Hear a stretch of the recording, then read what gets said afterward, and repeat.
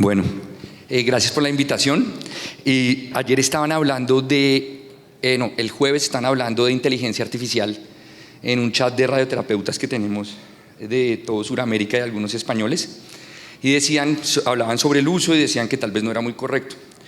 El IQ del hombre más inteligente en la Tierra, que fue Einstein, es de 160. El IQ del chat GPT-4 es de 156. Entonces, chat GPT-4 es bastante inteligente. Esto es una prueba que hice ayer. Entonces le dije, analíceme este estudio con bullets, en orden. Me demoré yo más escribiendo que él analizándolo. Entonces es muy probable que la inteligencia artificial, si no la empezamos a utilizar desde ya, y si no utilizamos este tipo de herramientas, y si seguimos tomando decisiones con base en factores biológicos y clínico-patológicos muy antiguos, pues vamos a hacerlo mal. También usted le puede pedir que le haga gráficas y todo lo hace, o sea, le digo, grafíqueme las conclusiones más importantes de tal estudio y lo hace. Bueno, y nosotros seguimos tomando las decisiones con base en el Gleason. El Gleason tiene más de 60 años. Se hizo con este estudio, fue su aprobación. Hubo 7 muertes por cáncer de próstata. Y con base en eso seguimos tomando las decisiones. Y este factor no se diseñó para medir metástasis ni supervivencia, sino se diseñó para medir falla bioquímica, que es un desenlace que no nos sirve. Entonces, si usted comprueba el desempeño del Gleason y de las variables clínico-patológicas, es igual a tirar una moneda. Es decir, yo le digo a un paciente de riesgo intermedio favorable, usted tiene 95% de posibilidades de estar vivo en 5 años. Entonces el paciente me dice, ¿usted está seguro? Y yo le digo, sí, pero en un 50%. Porque mi clasificación me dice que puedo estar seguro, pero en un 50%. Y con base en esto, tomamos todas las decisiones. En el bloqueo hormonal, cuando yo tengo próstata, sí hay una interacción muy importante entre la radiación y el bloqueo hormonal. Esto es del markup, que es la data independiente más grande que hay, y cogió todos los estudios fase 3 que hacían radioterapia más ADT versus radioterapia. Y el número necesario a tratar para riesgo intermedio es más o menos 16 pacientes y para alto riesgo más o menos 8 pacientes para evitar una metástasis. Lo mismo en alto riesgo, se rodó en otro fase 3 y es parecido. ¿Qué sucede? ¿Y por qué es tan importante el bloqueo hormonal independientemente de la escalación?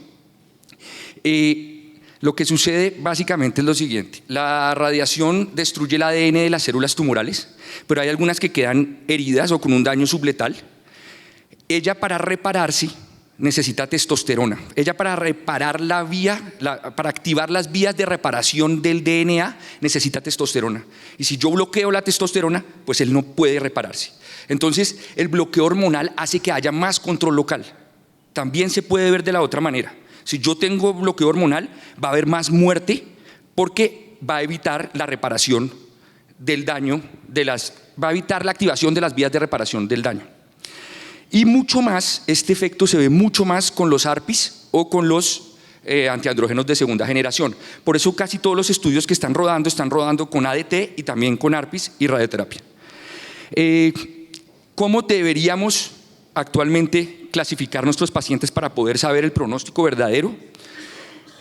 Con clasificadores genómicos. El que yo más uso y hablo es el Decipher porque tiene el mejor nivel de evidencia. Está en el POS o en el PBS, perdón. Y con base en 11 estudios aleatorizados, la NCCN ya lo incluyó para el riesgo intermedio para personalizar la terapia. Básicamente, si usted toma un Decipher y tiene un Decipher bajo, usted tiene 0% de riesgo de metástasis a 5 años, pues no sirve de nada darle el ADT, pues porque no va a hacer metástasis. Y si tiene un Decipher alto, usted le da bloqueo por 6 meses. Entonces, básicamente eso es lo que yo hago en el riesgo intermedio. Pido un Decipher y si me sale alto o intermedio le doy ADT 6 meses, si me sale bajo solo le doy radioterapia. Ahora apareció una nueva forma también de clasificar con inteligencia artificial. Cogieron los mejores estudios aleatorizados de ADT en riesgo intermedio y con radioterapia. Digitalizaron las patologías, le tomaron foto a las patologías y entrenaron un modelo para que predijera metástasis a distancia. Al digitalizar la patología, la inteligencia artificial hizo asociaciones que no son racionales para el ser humano, pero encontró muchas asociaciones. Y después ese modelo se entrenó en otro estudio fase 3 y se creó el primer biomarcador predictivo que hay en cáncer de próstata. Para que vean cómo es el valor o el peso que tiene el Gleason cuando nosotros clasificamos, mírelo si lo clasificamos con el modelo de inteligencia artificial, el peso que tiene el Gleason, mírelo acá comparado a la patología digital. Luego, este modelo sí puede predecir si el paciente necesita o no el bloqueo. Entonces, el Decipher es pronóstico y básicamente los marcadores pronósticos son diferentes de los predictivos. El pronóstico, yo espero que si me sale alto, tiene un mal pronóstico y como tiene un mal pronóstico, pues yo le voy a dar el medicamento porque tiene mal pronóstico. Pero los predictivos tienen la capacidad de predecirme si el medicamento le va a servir o no le va a servir. Así tenga factores de alto riesgo, puede que el medicamento no le sirva. Entonces, por eso es que es predictivo. Y resulta que al coger los estudios más importantes, solo el 30% de los pacientes necesitaba el bloqueo en el grupo de riesgo intermedio. Es decir, estamos dándole bloqueo hormonal como al 66% más de los casos que no necesitan el bloqueo hormonal. Y el bloqueo hormonal es muy bueno cuando lo necesito, pero cuando no lo necesito, pues tiene todas las complicaciones que ya sabemos. Entonces, como salió en el New England por ser el primer biomarcador predictivo con inteligencia artificial. Este es un ejemplo. Este es un paciente que tiene el PSA en 13 y el Gleason en 7. Sin embargo, es que no, este no era. Bueno, era otro. Ahorita se los muestro. Bueno, entonces en el riesgo intermedio tenemos el Decipher y el Artera para poder clasificarlo bien y saber si necesito o no necesito el bloqueo y para saber su pronóstico. Ahora, en el alto riesgo, ¿qué sucedió? Este estudio, que fue un excelente estudio, el problema es que la gente lo está equiparando con un alto riesgo. Y este artículo es pero muy alto riesgo. Entonces, habían pacientes que tenían 2.773 de antígeno prostático. El 40% era N1 por convencional. Entonces, sí es un estudio de muy alto riesgo. Descubrió que tenemos que intensificar cuando sea de muy alto riesgo, pero no todo el cajón de alto riesgo tiene que ir intensificado. ¿Por qué? Acá nos podemos ver, este es un estudio de alto riesgo, el POPARTIC, con técnicas de imágenes actualizadas, con PET, y con técnicas de radioterapia actuales. A los del POPARTI les fue tan bien que la recaída bioquímica a 5 años es de 5%, versus un alto riesgo modelo STAMPEDE tiene 14% de mortalidad por cáncer de próstata a 5 años. Luego, no son el mismo cajón. Esto es otra manera de verlo. Entonces, rodaron el Decipher en el STAMPEDE. Primero lo rodaron en estos estudios de alto riesgo y validaron el biomarcador. Y si usted le sale un Decipher alto, en alto riesgo, pues usted tiene que hacerle long 18 meses. Si le sale bajo, tiene que hacerlo 6 meses. Porque no aumenta, mejor dicho, el NNT, si usted le sale un Decipher bajo en un paciente de alto riesgo, tiene que tratar 33 pacientes para evitar, o tiene que tratar 33 pacientes 18 meses para evitar una metástasis. Luego, no es necesario y con solo la interacción de 6 meses puede ser suficiente. Entonces, ya en las guías del NCCN, yo puedo utilizar el Decipher para decidir si en alto riesgo le doy 6 meses o le doy 18. Y también rodaron el Decipher en los brazos del Stampede, de este que estábamos hablando de muy, muy alto riesgo. Y también me sirve para saber si tengo que intensificar o no el paciente. Entonces, si yo tengo un Decipher y me sale de alto riesgo, yo debo intensificar el paciente. Entonces, miren cómo el Decipher puede hacer que yo tenga que hacerle bloqueo 18 meses más ARPI versus solo bloqueo 6 meses. Y lo mismo hicieron con el Artera también lo rodaron en alto riesgo. Entonces, básicamente, no todos los altos riesgos son iguales, por eso nos sirven este tipo de clasificaciones para darnos una mejor información y recordar que el ADT ya lo tenemos, esto proviene de estudios fase 3, la prolongación del ADT de 6 a 18 meses aumenta la enfermedad cardiocerebrovascular y la mortalidad por otras causas. Ahora, ya pasemos a recaída bioquímica. Entonces, el bloqueo hormonal es muy útil en riesgo intermedio y en alto riesgo si lo necesita el paciente y por su interacción y aumenta la supervivencia global. El estudio con el cual empezamos a hacer bloqueo hormonal en la recaída bioquímica fue este. Entonces, este es el del New England en el 2017, bicalutamida más radioterapia versus solo radioterapia en recaída bioquímica. Lo que sucede es que en esa época los antígenos que usábamos eran muy altos, se usaban salvamentos hipertardíos. Entonces, más o menos se estratificaba por 1.5 nanogramos la recaída. Entonces, eran antígenos altísimos.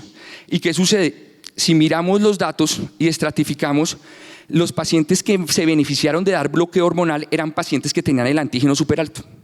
Entonces, eran pacientes que tenían el antígeno desde 1.6 hasta 4 o de 0.2 a 1.5. Solo mostraba aumento en la supervivencia global si el PC era altísimo. Lo mismo pasó en el GTUC y lo mismo en el Sport Trial. Entonces, si usted tiene antígenos muy bajos, el bloqueo hormonal no le aumenta supervivencia global. Entonces, ¿por qué se lo está dando? No sé, porque no es necesario. Esto es otra manera de verlo. ¿Qué sucede? El último estudio fue el Radicals, que nos hablaba de que en radioterapia versus ciclo corto en salvamento no había diferencias, y esta puede ser la diapositiva más importante. En el Radicals compararon esquema corto, esquema largo con bloqueo hormonal. Aumentó la MFS, pero no aumentó la supervivencia global. ¿Qué es lo que sucede? Lo que sucede es lo siguiente: simplemente yo lo castro más. Si yo lo castro 2 años, él se demora 4 años en recuperar la testosterona, 4 años que se va a demorar más en que se suba el antígeno, 4 años en que yo no voy a coger la recaída, no voy a saber que está la recaída. Luego, este retraso en la MFS de 2 años es exactamente, no se ve reflejado acá porque simplemente fue un retraso en la castración. Es decir, solo debo dar máximo 6 meses en salvamento.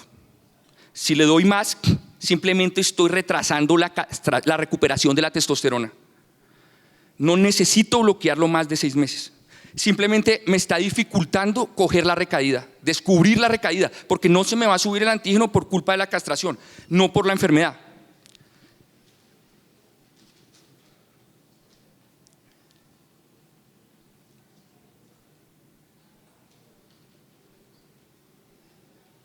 Entonces, esta ha sido mi eterna discusión con los urólogos. Esto proviene de un estudio fase 3. Por lo general los urólogos dicen que esto viene de series de casos y no. A medida que se aumenta el antígeno presalvamento, aumentan las metástasis a distancia y aumenta la mortalidad por todas las causas. Entonces, entre más tarde yo lo coja, aumenta la mortalidad. No es lo mismo 0,1 que 0,2, para los urólogos es lo mismo 0,1 que 0,2 y no lo es, se aumenta la mortalidad. Cada vez que se va subiendo, aumenta las barras de mortalidad. Lo mismo, si yo hago el salvamento, la recaída bioquímica a 10 años, o sea, la falla de mi tratamiento de salvamento, va aumentando, me fallan más si los cojo más tarde. Entonces, acá se correlaciona con el PET positivo, si los cojo más tarde, pues van a recurrir más, o sea, van a fallar más. Luego, el mensaje es, el salvamento debe ser tan pronto como se pueda. Por eso cambiaron la definición. Antes era un número exacto. Al principio decían que 0,5, después 0,2, 0,1 en algunos estudios, pero ahora es que alcance un nadir y que tenga 2 elevaciones. En algunos sitios de Estados Unidos hacen salvamentos ultra tempranos con 0,03, 0,05, porque ya ven que está subiendo. Y si usted ve que ya está subiendo, pues lo mejor, entre más rápido lo coja, mejor le va a ir en supervivencia. Y lo más importante es que se va a evitar el bloqueo. Entonces, si usted hace un salvamento ultra temprano, usted puede hacer, algunas personas que hacen 5 sesiones, entonces 5 sesiones en salvamento son mejores que una castración de por vida. Entonces, la idea es que no se mande en adyuvancia, pero que sí se mande lo más ultra temprano que se pueda, porque así va a evitar el uso del bloqueo y lo puedo rescatar solo con radioterapia, independiente de que tenga un mal Gleason o que tenga bordes o que tenga. Solamente con cogerlo temprano lo puedo rescatar y sin bloqueo. Esto es lo mismo de la misma manera en los 3 estudios. Lo mismo pasó con el Fórmula 1. Había interacción entre la enzalutamida y el ADT, pero en pacientes que tenían el antígeno súper alto. Los clasificadores genómicos también nos ayudan en la recaída bioquímica. El Decipher también me dice, si me sale un Decipher bajo, yo ya sé que tiene 0% de posibilidades de metástasis o muy poco, comparado a si me sale alto. Si me sale alto, pues le pongo el bloqueo hormonal. También el Artera ya lo rodaron en recaída bioquímica y es un modelo que es predictivo también. Entonces, ya, esta es la última diapositiva. En la recaída bioquímica es mejor 5 sesiones, un rescate ultra temprano que una castración de por vida. La radioterapia de salvamento es la última oportunidad curativa que tenemos o que tiene el paciente. Eso tiene que quedar muy claro, porque a veces lo demoran y era la última oportunidad que él tenía. Y el rescate temprano, en el rescate temprano no se necesita ADT si el PSA está por debajo de 0,5. Gracias.